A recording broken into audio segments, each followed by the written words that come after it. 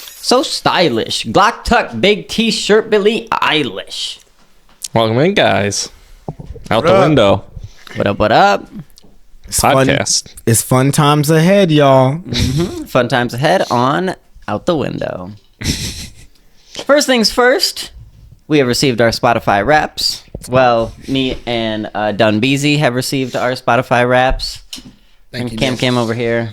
I got the best on Apple Music. No.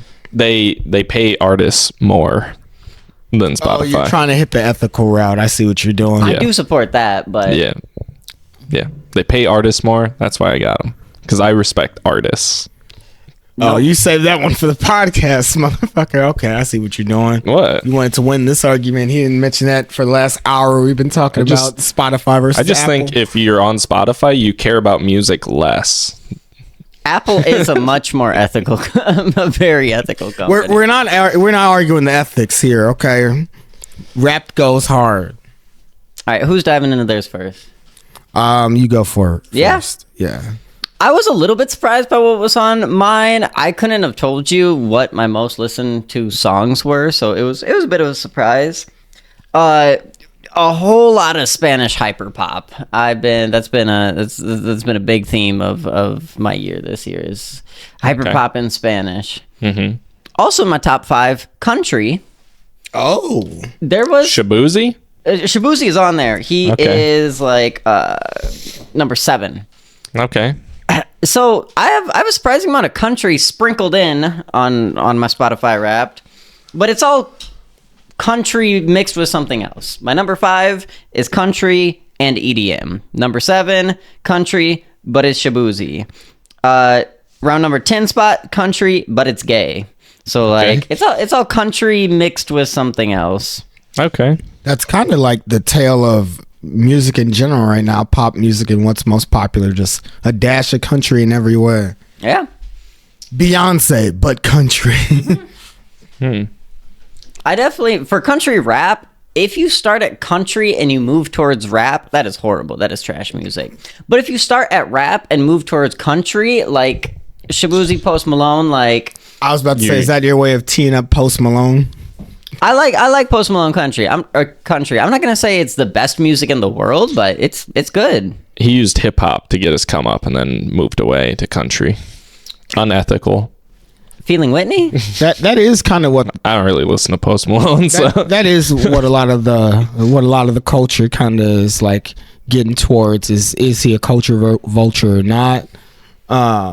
You can tell in seeing Post Malone, especially old Post Malone, that he was definitely the weird kid at his school. Oh yeah. He has big weird kid energy. He made it his own. He made it unique. He made something with it, but he definitely got picked last for the dodgeball team. You know, I'm not knocking him. You go with what you feel. I feel like, you know, you can be transformative in your own way as a person and everything and what you want to do. You can tell he has country roots and everything. I mean, he's made that kind of clear as well.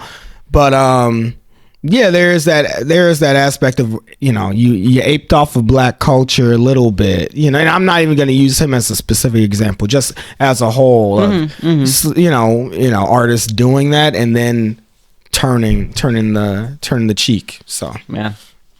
Of course, I have a lot of EDM, some swampy bass music on here. A lot of lo-fi. I like to listen to lo-fi instrumentals when I'm working and focusing on something. Words distract me, so I have that sprinkled in here of just like my productive music. Healthy amount of pop punk. There's got to be pop punk in there. And yeah. when do you primarily listen to music? All the time. Okay. I was just shy of 60,000 minutes, which, like, looking at other people's, like, 60,000 minutes is like the people are always listening to music. Yeah. And then towards the end, a lot of my Spanish rap comes in. Solid. Spanish rap is doing great right now. And what was your top song? Sorry. My top song was Donde Estás by Los Duties. Los Duties is an EDM group from Mexico. This song is D&B, drum and bass, but they do a lot of different styles of EDM. They were my second most listened to artist. Most of their music is unlistenable. It's hard to get through a song, but they got ones in there that like I play on repeat. Well, yeah. Who was your number one then? Aleki. Artist? I knew my number one artist would be Aleki. He's just this like little hyper pop little gremlin. Do you have any US based artists in your top 5? Porter Robinson was number 5, which Okay. is not surprising to me. I was just about to say, how far down do you have to go on your list before you reach an English speaking song? Number 5. Oh, okay. That's about right. Okay. How you said you had 60,000 minutes? Yeah. Damn. Okay. Yeah. That's a lot. He's up there. Yeah. Does Spotify do albums?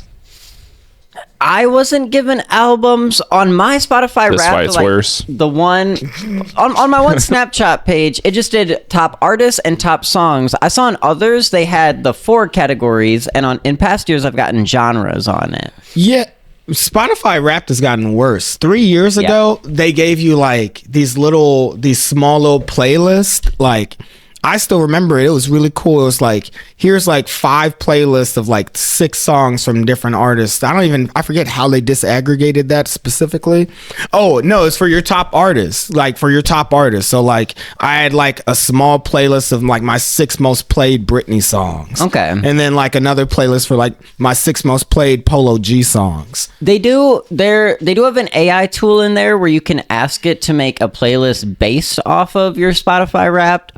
I played around with that a little bit and didn't get exactly what I wanted, but you could say make a Britney Spears playlist based on my Spotify Wrapped and get it that way. And I will say in general, this year in music, I find so the reason I have so much Spanish on my Spotify Wrapped is I feel that in other countries they're keeping music fresh. They're taking risks. They're combining genres. Music from the United States just seems really stale, that they're following the formula that has been proven to work. Like, this song did well last time, let's make a song that sounds a lot like it. Yeah. And what I get out of songs from Latin American countries are those risks and just doing random stuff and trying new stuff. I think that's what draws me to it. Yeah. That's fair. Nice. You're up next. Cool. So let's see here. I listened to when you were talking, I looked up, I listened to 43,000 minutes worth of music. You use YouTube for music a decent amount, don't you? I do, and I've been meaning to switch over to YouTube Music probably at the start of like next year. Like, I literally was just gonna finish out with Spotify this year just because I already had enough like data going that route, and then was gonna switch over to like YouTube Red or YouTube Music or whatever, which does their own. And I actually heard it's kind of like the best one in terms of just from a music standpoint. I also was trying to quit Spotify for the ethical reasons, actually. It was like a key reason for that as well. And then also stuff that you can download if you have YouTube Red, like videos and all that. In any case, you're right. That always splits up because there's so many things that I listen to on YouTube that are only on YouTube. My top artists, I guess I'll go through the little graphics and everything. So I listened to 43,000. It said I listened to 1,213 songs this year.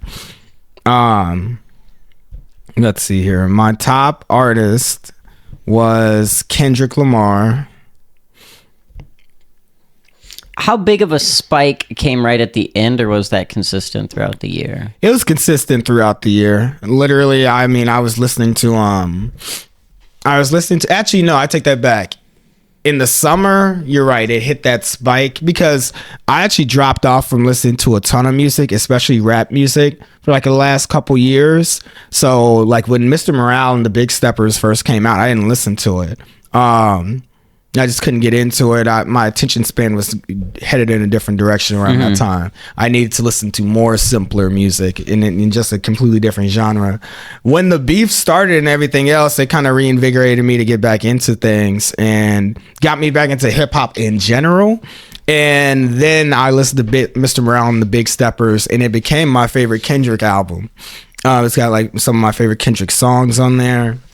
And so I listened to that album profusely in the midst of the beef and everything else. Then obviously you have the songs like Not Like Us, Euphoria. And then lastly, at last, you finally have G and X that just came out as well. So anyway, so yeah, my top artist was Kendrick easily. And again, I'm thankful for the beef for that. Anyway, my top songs are, well, one of them is like an orchestral theme. It's a remixed version of Bruce Falconer's Super Saiyan 3 theme for Goku, Dragon Ball Z related, in his Super Saiyan 3 theme song when he uses that transformation. It's pretty epic. It's like it's one of the top 5 themes of Dragon Ball Z that everybody knows and recognizes it and is iconic. It's just a big go song, and it's only like a few minutes too. It's like less than 3 minutes, so gets the blood pumping and ever. I've definitely listened to it at the gym when I used to work out earlier in the year.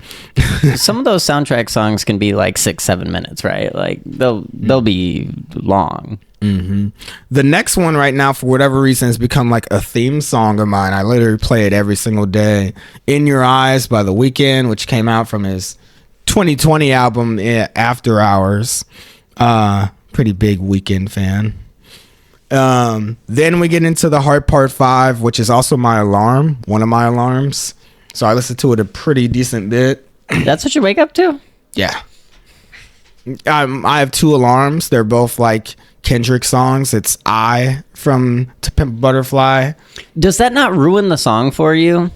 You like it being played too much. Yes and no. Because in college, I used songs that I liked as alarms, and I ended up like Pavloving myself into hating them. Now, for my alarm, it's just a whole playlist of songs on Spotify, but it's not songs I listen to on a daily basis, and it's a lot of them, so I feel like it avoids that response where hearing it sounds like not wanting to wake up or get up. I only listen to the first few seconds, so thankfully it doesn't like fully ruin it. And then like again, because I like kind of like they're hype songs, so like that's one of the reasons why I had them for like when I'm ready for that energy in the morning. Doesn't really play out that way though. It's only just the first few seconds. My alarm goes off for half an hour before I wake up. The next one is another it's like it's another score based one. It's Michael Giacchino from the Batman. This song is titled All's Well and Ends Well. It literally plays in the final scene of the Batman. Remember when they're at like the cemetery and everything, he's talking with Catwoman and then they're driving off. That shit's beautiful. That shit's beautiful to listen to. There's no way you just become immediately calm. Then shouts out to Hozier, Too Sweet, got your number 1 after 10 years. I told you this story. This is a beautiful story. He obviously most people know Hozier for his one song, Take Me to Church, which came out 10 years ago. That was a hit song. Obviously, it really takes it to ironically the church, and just it's very pro LGBTQ plus. We know what it's about and its messaging and things like that. He's a very out there artist in general in terms of what he likes to, his music, what he's into. Doesn't try to ride the wave, as you've mentioned before, and like what people try to do. He doesn't try to chase hits or whatever. That one became a hit, out of nowhere, but it only reached number 2 at the time. I forget what was beating it out the whole time, but it only was a number 2 hit. And 10 years later, a decade since then, I guarantee you most people on earth, myself included, probably haven't heard any Hozier since then until Too Sweet became one of the bigger hits of the year. And that did reach number 1. So it's kind of cool. It's like a tale of really hard work paying off. He got his moment. Yep, he got his moment. And then we're going to get real poppy with it and just $1 Million Baby, which you had to hear in my car all summer long. And all the millions of remixes on YouTube. Yep. Well, You don't even know what that song is, do you? No, I do. Oh, okay.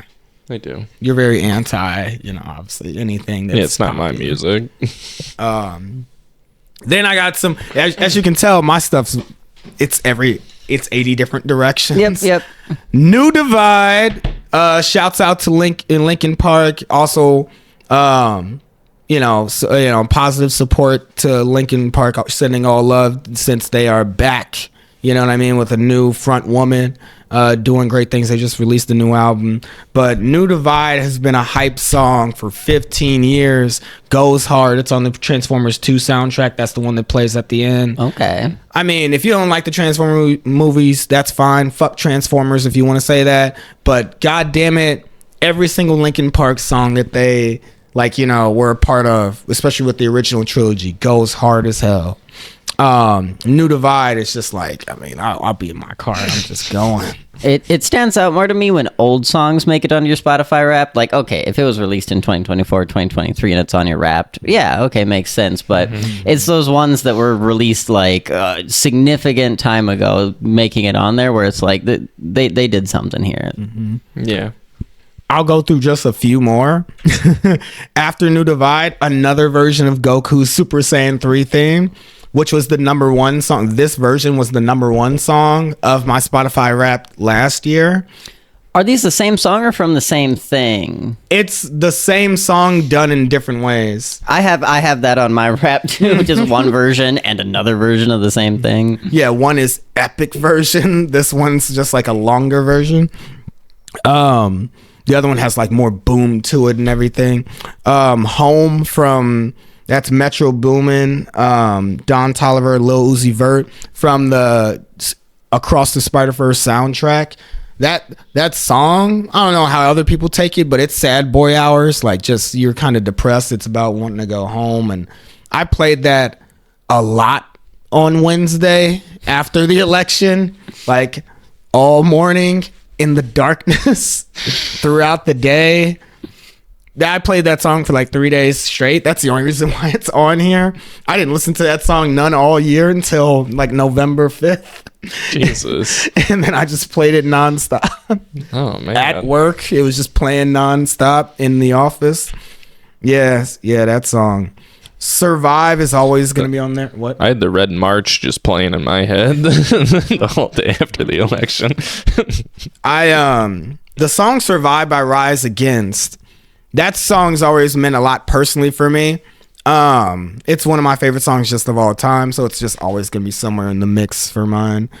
I opened the year to Lightning Crashes by Live, whatever, the one song, Oh, I feel it coming back again. That song.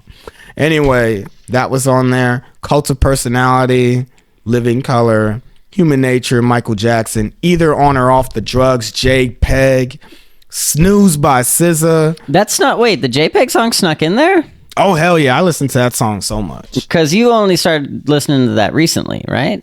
I mean, in the summer, yeah. Oh, okay. You hadn't gone through the whole album, but you did know that. Okay, all right. I mean, no, I listened to the whole album, but I loved that song the most. Snooze by SZA was on there. First Date by Blink 182. Let's go. Don't wait. Anyway. And Birds of a Feather by, Billie Eilish. Euphoria by Kendrick. And Ain't Nobody by Shaka Khan. Another one of my morning hype songs. One of my big morning hype songs. I get to work hours before other people do, and it's just me in my office just getting ready for the day. That could be a workout song for me. Die with a Smile. Who's that by? Lady Gaga and Bruno Mars, that new song they put out. Good by Usher. Shouts to Usher. You had a B-level Super Bowl performance, but we love you, Usher. It was good. They were on roller skates. Yeah, it was cool. It was all the Super Bowl performances in the last 4 or 5 years have been some of the better ones. Yeah, I agree. No one's touching Prince. Sure, yeah. Until this next one. We'll see. This may be a discussion topic for another day entirely, but there's been some really solid ones, like you said recently. Obviously, yeah. The Dr. Dre one. Rihanna. J-Lo and Shakira. It's okay. That shit was amazing. It was all right. I watched that shit so much. I would watch it on drives home from like college. Is that for other reasons than No, the it's performance? specifically for the music. Fuck you, Okay. sir. I'm not 13. We were when it came out, not too far off. No, I mean 4 years ago is what I'm talking about. Like that one, they did that in 2020. Literally, the world ended like 2 weeks after the Super Bowl. Really? It was Yeah. that soon? Yes, it was 2020. They did the 2021. I remember times. feeling like a child when that happened. That's weird. Wasn't the Dr. Dre one? That was 2 years ago. That was 3 years ago now. Yeah. Yeah, that was like 2021 or 2022. It went 2020. It's been Usher, Rihanna, The Weeknd. No. Okay, slow down. No. 2020 was so 2019 was fucking Maroon 5. Stunk it up. It was ass. 2020 was J-Lo and Shakira. 2021 was The Weeknd. It was literally COVID time, so he like performed to like an empty arena, basically. Okay. 2022 is Dr. Dre and Snoop Doggy Dogg, all that, and then 2023, I think was that one. That one was Rihanna, and then 2024 was, Okay. Usher. All right, and then last thing I'll just go over is not PYT, Like a Prayer, Madonna. So if you could take anything from my general scope of Spotify Wrapped, my music listening outside of country, this is literally what I've said to people since I was a teenager. As long as, I listen to anything but country music. So it's every which way. It's every direction. Yeah, I listen to everything and country music. By the way, 16 Shots by Vic Mensa was my post-election song. Oh, okay. Yep. That's an old one too. Mine, Apple Music, of course, the better platform. I don't really listen to music as much as I used to, though. So take all mine with a grain of salt, because my minutes are not very high. I used to listen to music for like 10 hours every single day. I think I listened to more music than anyone I knew at the time. I just all day at work was just music. But I don't really do that anymore. So I used to keep up with music too, but now I just kind of tune in when people I know release stuff. My top artists of the year, though: Kendrick Lamar, Vince Staples, Lupe Fiasco, Schoolboy Q, Ka. I see a pattern. Yep. This is all rappers, most of them underground-ish. They all also released new music this year too, though. So that's really the only reason they're in here. Vic did drop an album. Or Vince, I mean. Yeah. Vince did drop an album this year. Yeah. And That was the Lil Homies album, the Yeah. all black album cover. yeah, that was probably my album of the year. Maybe even still with GNX. Vince still might have that. You for weren't me. a fan of Tyler's album? I actually haven't listened to it yet. So yeah, I'm just way out of the loop. The Ka album was good. Schoolboy Q's album was good, and Lupe's album was good. Those were my top 5. Once we get past the top 5, it just turns into like random stuff. Frank Ocean, Future, that's probably like that. Metro Boomin has the same amount of minutes. Then I have Rage Against the Machine. Love some Rage Against the Machine. Brockhampton, Earl, Weekend, and Sampha. Are you listening to a deep amount of Rage Against the Machine songs or a few many times? Here's the other thing. Every time you hear me mention an artist, that's one of their albums at least of like a full listen through. Okay. That's how I listen to music. I click on an album and I listen all the way through. I only do that once in a blue moon. Yeah. And Rage Against the Machine for me is just like a couple songs many times. I'm not going like deep into their discography. I'm just like listening to the same one over and over. Yeah. For me, it's mostly their debut album, just over and over again. So Is that the album where the monks are burning? You know what I mean? You know what I'm I talking about? actually don't know what the album cover looks like. Oh, okay. be Yeah, honest. there's a famous album cover. I believe it was Rage Against the Machine, where it's literally monks that burn themselves alive. Self-immolation. Yeah. Yeah, in protest. Oh, yeah, that one. I just see it. Yeah, that's one of the most metal covers of all time. Yeah, it's that one. Top songs though, Euphoria by Kendrick. I think this is why Kendrick was at the top of mine, was those diss track songs, because otherwise he's not really anywhere else. TV Off actually made it onto my Do you listen top, to that though. that much within what, a month? Yeah. Well, again, I don't really listen to a lot, so. Good point. Okay. But Euphoria number 1 by a lot. 95 plays on that one. Man, couldn't get it to 100. Fuck. No. Rough. Then it's some Vince Staples. Here's some country. Tyler Childers, Shake the Frost. Okay. These are my top 5. Where's Shabuzi at? I don't listen to Shabuzi. I love that whole Shabuzi album. Not Like Us, number 6. Mother I Sober by Kendrick is my number 7. Damn. Which is not a song I would think people listen to often. Yeah, no. If I Ain't Got You by Alicia Keys. Okay. All right. Top 10. Cameron getting himself into the cookout. We Still Don't Trust You. I love that opening track off that album. Crazy. With CeeLo, Gnarls Barkley. For real? Yeah, that's in my What? top 10. That song has never stopped being overplayed to me. Like, usually when you hear a song too much, after a while it comes back. That one is still like, Yeah. I've heard this too many times. That's how I feel about Empire State of Mind. Love that song. I can never listen to that song again in life. Then it closes out with just some more Vince and Kendrick. Yeah. More. Actually, my top album is GNX. I've listened to GNX the most. Euphoria almost beat it though on its own. So, Euphoria is only 4 minutes. It's only been played 4 minutes less than the entire album of GNX. Goddamn. I was gonna say, because I forgot to mention this before, my top artist as a whole, Kendrick. Number 2 is The Weeknd. I listen to a ton of Weeknd. Number 3, just for that one song, that one version of Goku Super Saiyan 3, is that other artist. It's name is I can't even. Shadow Strider. Number 4, Michael Jackson, and number 5, All Time Low. Hey. From the Nothing Personal album, I assume. Mostly, yeah, but I mean, I listened to a few different albums from them. And legitimately, it's funny, 2 years in a row now, you know, our Spotify artists will send like a message to like their top 10, you know, listeners. And so this is the second year in a row I've got a message from All Time Low. Like, hey, thanks for being a fan. I feel like the vibe of those videos is always a little weird. Like, it's cool that they do them, and I like to get them, but it's always like forced, or I don't know. They just had to sit down and like talk to a camera that's not there to talk to like millions of people who have been streaming them like day in, day out. There's just like a weird something to it.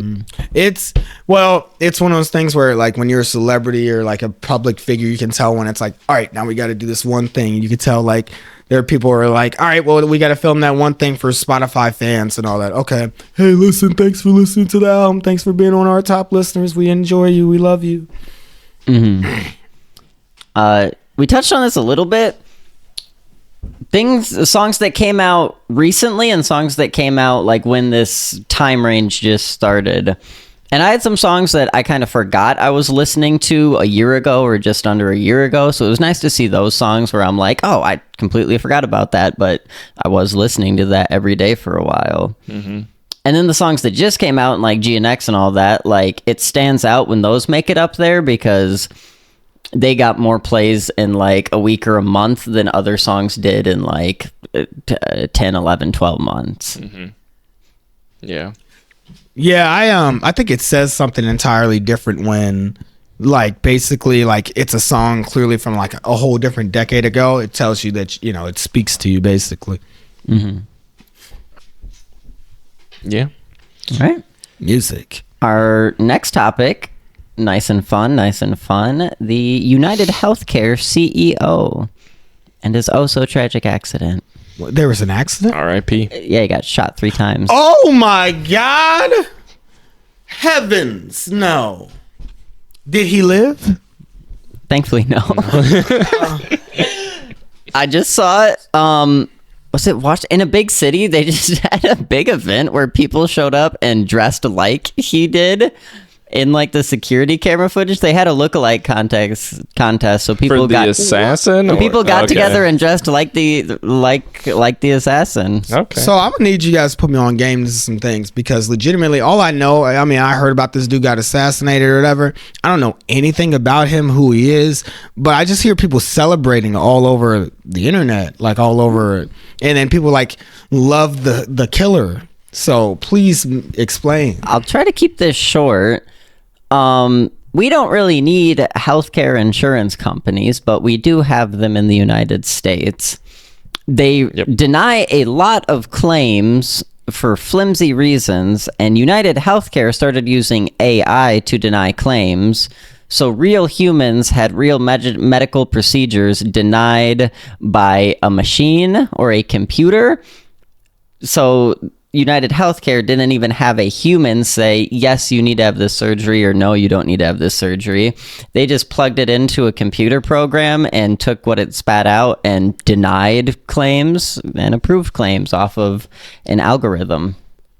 I saw a chart that showed they denied the most claims, kind of by a lot compared to all other insurance companies. Roughly, like they were 20%, over 20%, and the industry average is like just under 10%, like 7%, or I don't know the exact numbers, but yeah. So he got what was coming to him. Rough, buddy. Rough. You had a rough week, my guy. It was there was a Facebook post like talking about it, and it had like, I think like 60,000 interactions, and it was like 40,000 of them were people laughing on like this memorial post for this guy. So Americans hate the U.S. healthcare system. Someone should run a campaign based off of that. Might be a good idea. I've seen parallels drawn between this and the Titanic exploration submarine Oh, incident, the Titan. where it's like, oh, a billionaire died and we don't feel sorry for him.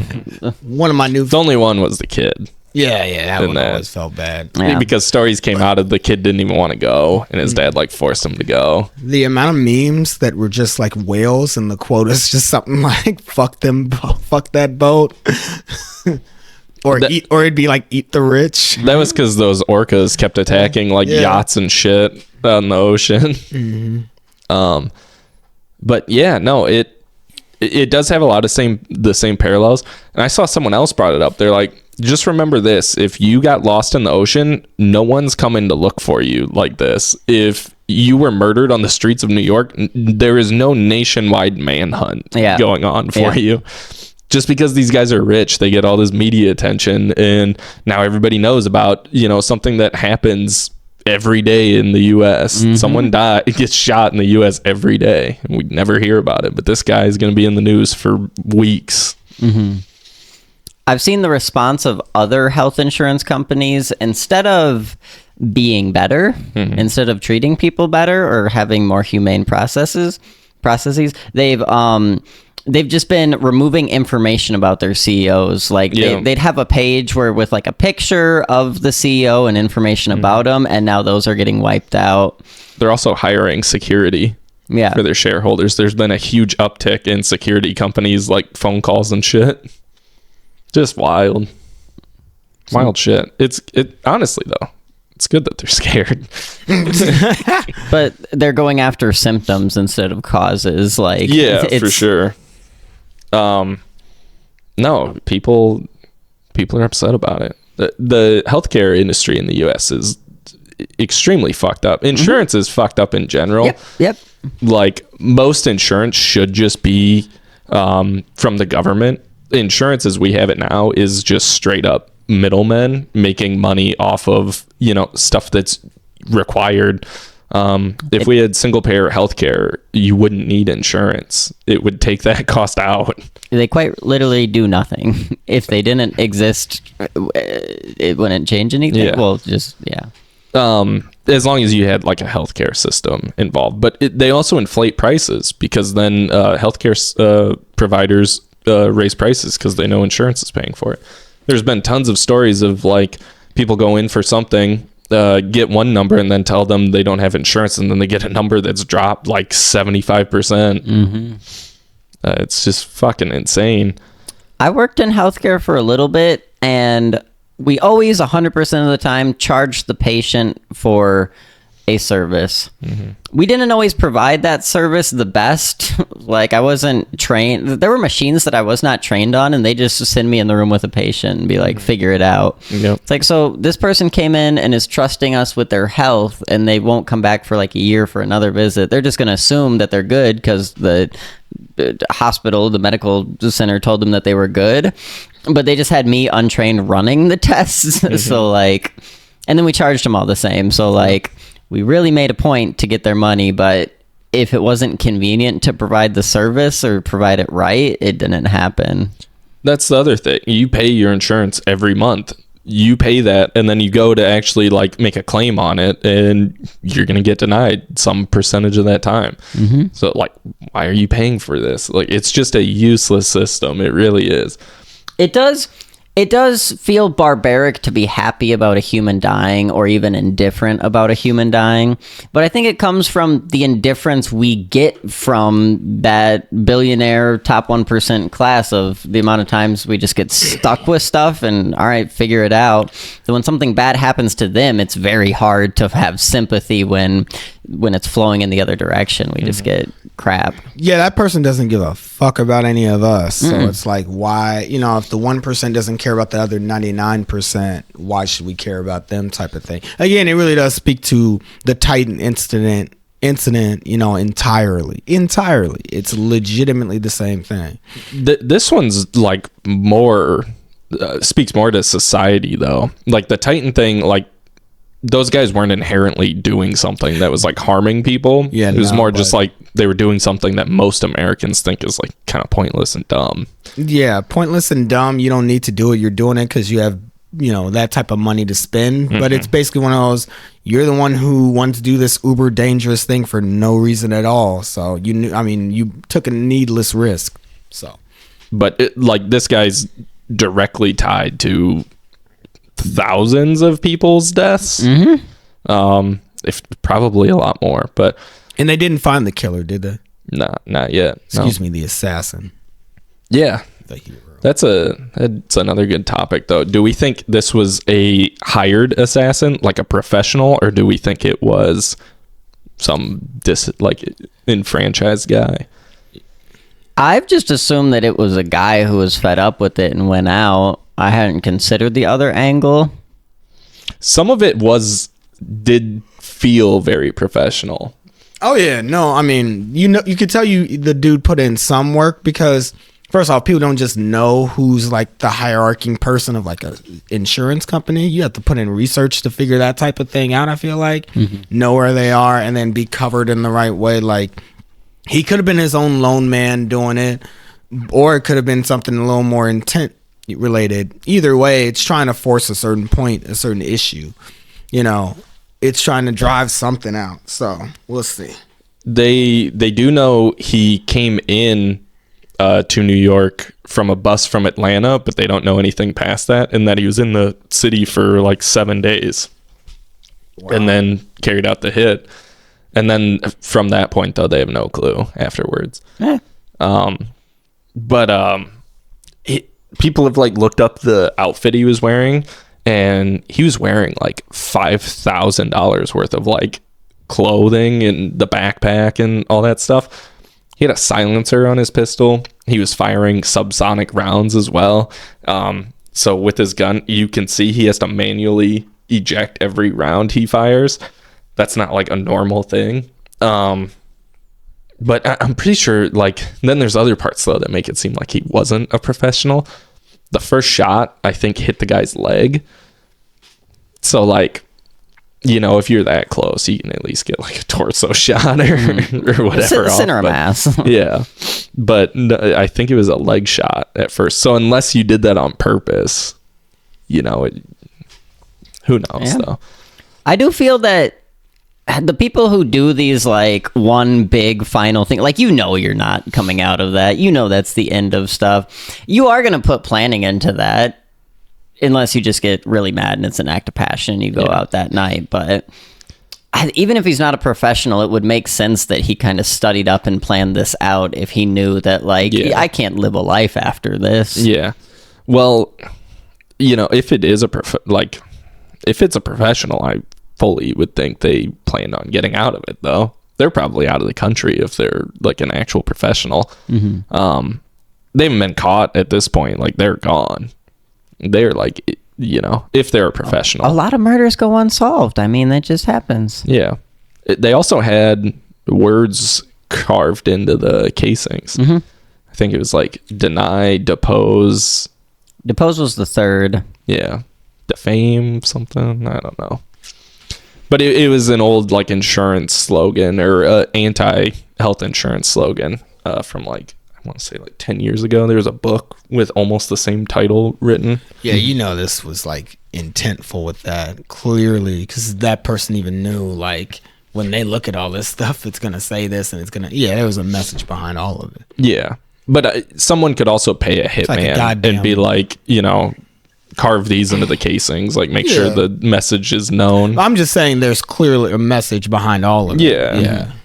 Yeah, it's like a Batman villain or some shit. It's like, what is this supposed to mean? Yeah. The Riddler shot a billionaire. Right. No, it just wild week though. And seeing like kind of everybody just be like unanimously shrug and be like, I have seen like Republicans though are like taking the high ground on it. Like I just saw Ben Shapiro tweet right before we started this where he's talking about leftists are barbarians, cheering on the death of a man type of stuff. This man, every day he goes on his podcast or whatever it is cheering on the death of Palestinians every single day. Paul Pelosi almost got murdered in his house. They loved that shit. That shit was everywhere. They ate that up for weeks. So yeah, these guys, they love violence. They just don't like violence when like, people that they kind of aspire to be are now put in the crosshairs. I wish I knew more about this, but I just saw a thing about horizontal moral structures and vertical moral structures that went into that if you believe that someone has the authority or like the permission to do something, then it is morally okay to you.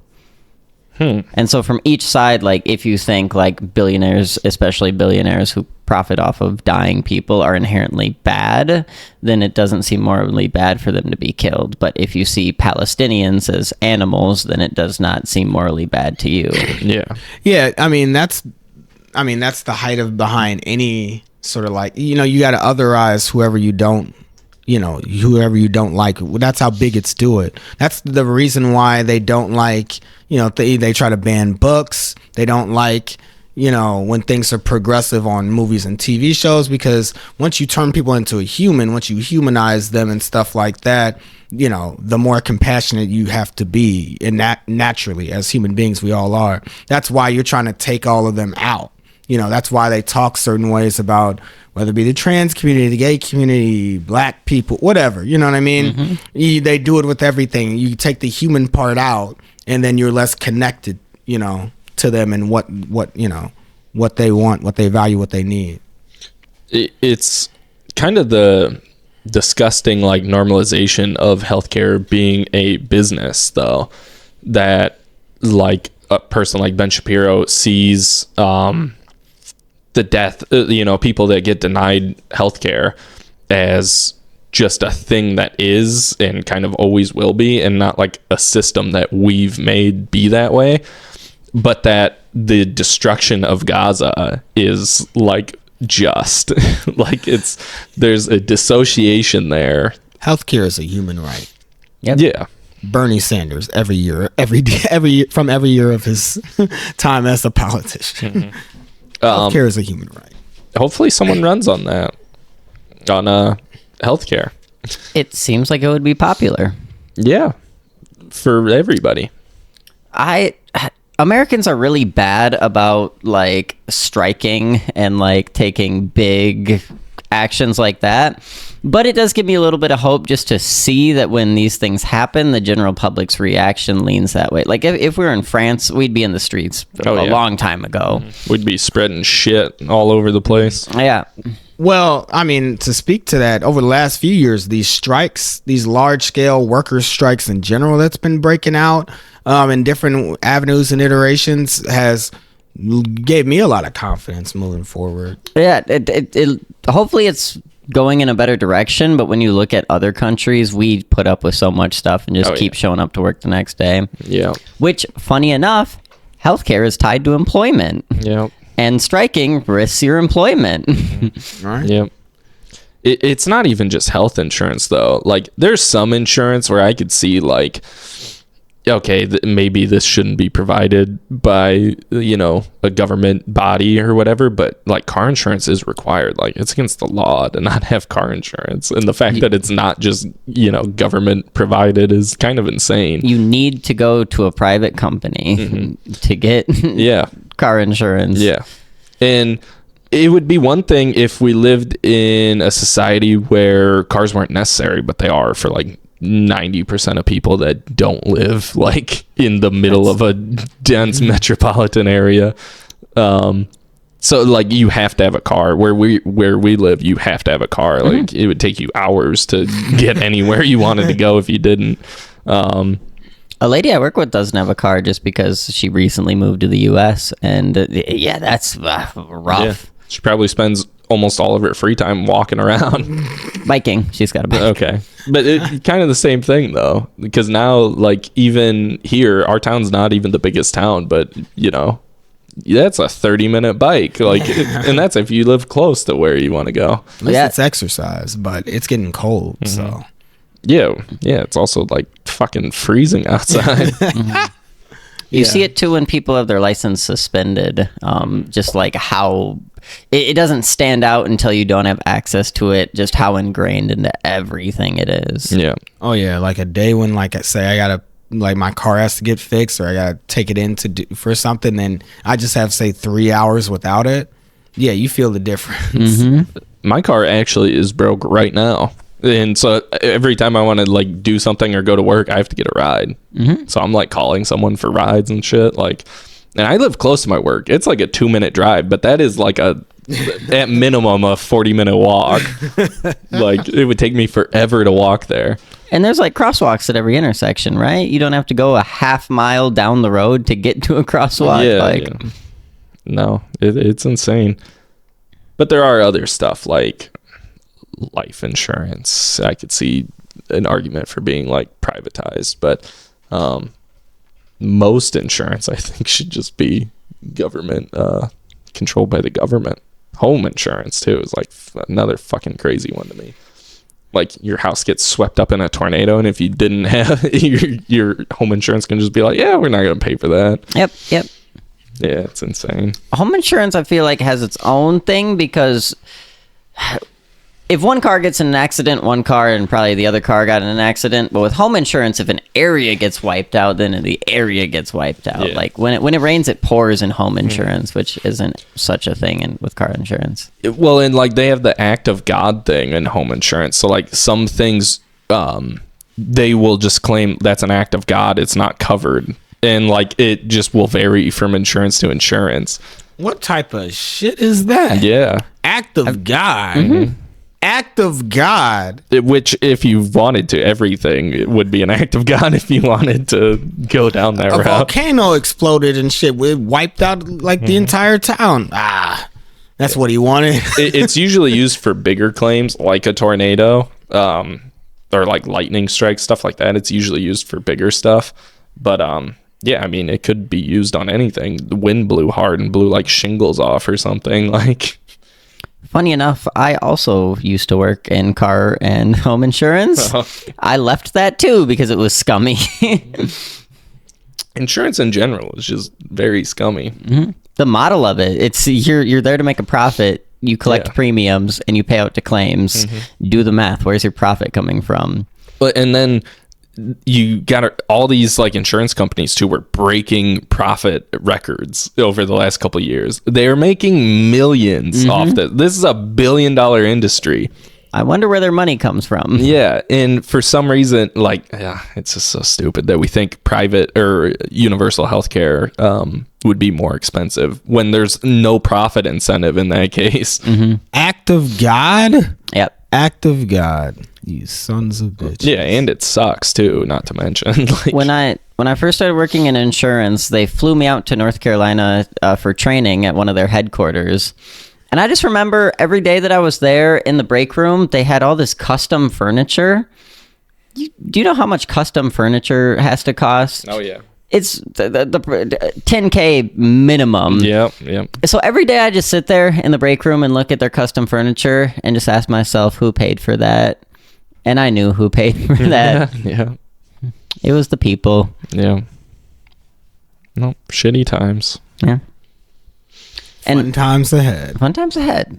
And our last topic is going to be dating app mishaps. Dating app mishaps. Dunbeezy, you got any for us? Yeah, there was this one time. There was this one girl from Tinder. She was pretty cool or whatever. We were talking for a while. She lived like 40 minutes out from where I was currently living at the time. She like had her own little side hustle business like we all do. It was like in the beginning stages of like OnlyFans becoming like really, really popular.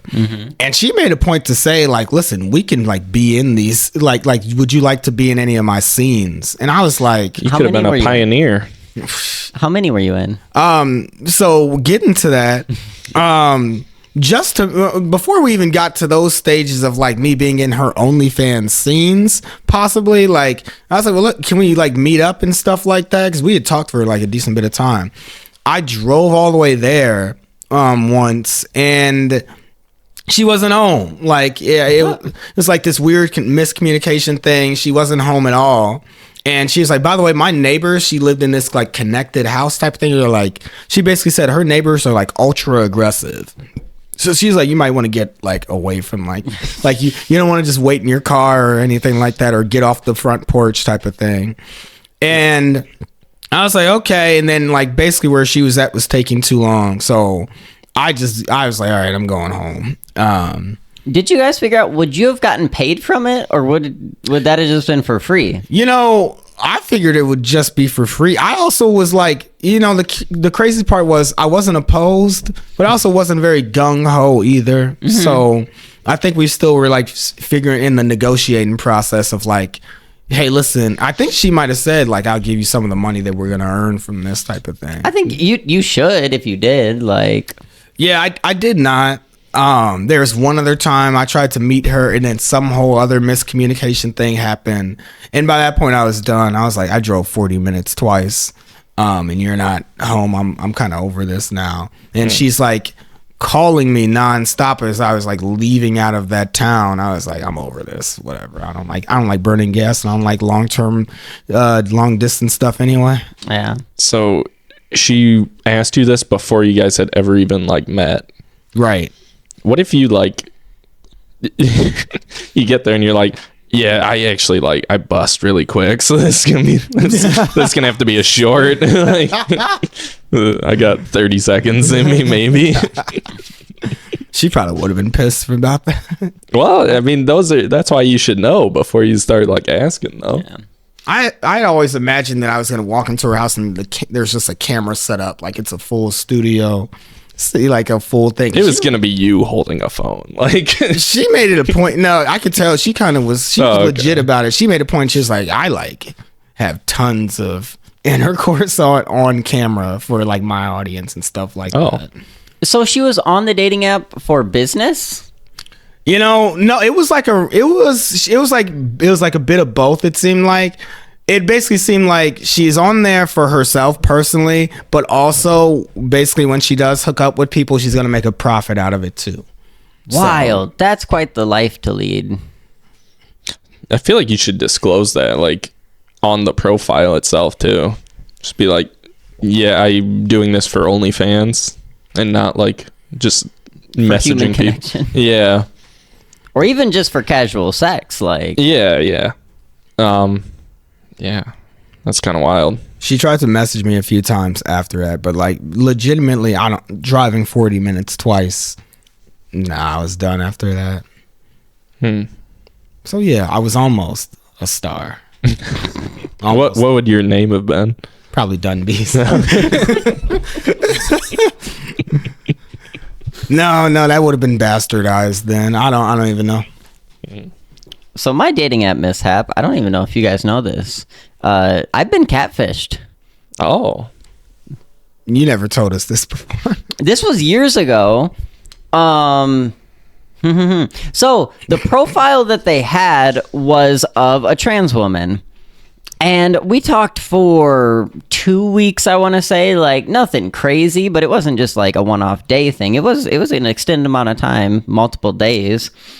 And at some point we went from Tinder to text messaging. So like got the phone number. The next level. Yeah. And so we started out talking on Tinder, then we talked on the phone. And when we were about to meet up in person, they sent a picture of, I believe, their true self, a gay man. And the way they tried to confuse me was they counted on me talking to a lot of people on Tinder and getting a lot of phone numbers off Tinder and tried to play it off like, oh, I got my phone numbers mixed up when I got phone numbers off of Tinder. I only got one person's phone number off Tinder, so I knew for sure that, like, no, you who I was talking to on Tinder is definitely the phone number I've been talking to. And I just remember it being pretty wild of, like, the deception of it. Like, they were just trying to make me think, like, oh, I must have got phone numbers mixed up, and I'm actually talking to a different person, like someone else that I'd been talking to, but I was like about to get in the car to go over to meet them when they sent. I assume they realized I'd see who they were when I met up, so they wanted to get that out of the way first and sent me the actual real picture of who they were, like right before I went over. And I'm like, you are not the same person in the pictures that were on your profile that I had been seeing. That's wild. Was it even like you said you were talking to a trans person? Was it even like the same gender? Because sometimes they're a completely different person. You know what I mean? Like if a guy thinks he's talking to a girl, it's a dude. It was a fully transitioned person. Okay. In the original pictures. Okay. I got you. And they still were when. And then it was actually just a straight up cis man. Yeah. Okay. Wow. Yeah. That dynamic's a little weird because, like, what do you think they were going for with that?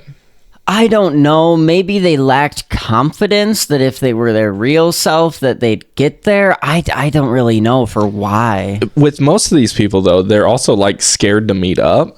But in this case, it was like, it kind of seemed like more of a play to get more ass. Yeah. Because they were just down for the hookup and just hoping you would, like, be down for it too, kind of thing. Yeah, but at that point, we're like, if you've lied to me that much, like, I don't even want a casual one-off. Like, are you going to murder me or what? I'd like to keep both my kidneys, please. Yeah. So my parents are like the biggest fans of the Catfish show. Mm-hmm. Like huge fans of cat. Like I go to my parents' house, they're watching Catfish. Yeah, you know, and I think they'll have seen an episode for the first time. They're like, yeah, you remember we saw this one like for the 6th time. They love that shit. What I'm getting at is I've seen enough of the end point whenever they're having the random awkward tense conversation, you know, the host plus the person that was catfished holding their feet to the fire. They legitimately, like 99% of the time, these people just like, they don't even think about it really. They just like kind of do it to do it. Like, and it's just like the most pathological liar type of behavior. It's like some psychotic shit. With most of those people though, they drag it on for like months, the ones on the show, and they even say stuff like, yeah, I didn't think he was gonna go this long. Yeah, because they always start it with a lie and then it just keeps going, and they like, it gets to a point where they're like, well, I can't like back out now, kind of thing. But with Nips, like it was all over like the course of a week or two, and they were down for the hookup like right away. So I really think it was just them thinking this would get them like more action. Mm-hmm. It's or maybe a certain type of, person. in general, catfishing a lot of times it speaks to, again, well, I'm saying again, people are lonely, legitimately. Yeah. Loneliness, and so any sort of connection, any sort of dialogue, it fills at least some type of hole in people's lives. At least that's why the larger catfishing things happen. They'll just pretend to be a different person just so they can feel like they have some companionship. Yeah. That person was trying to take your kidneys, though. Maybe. I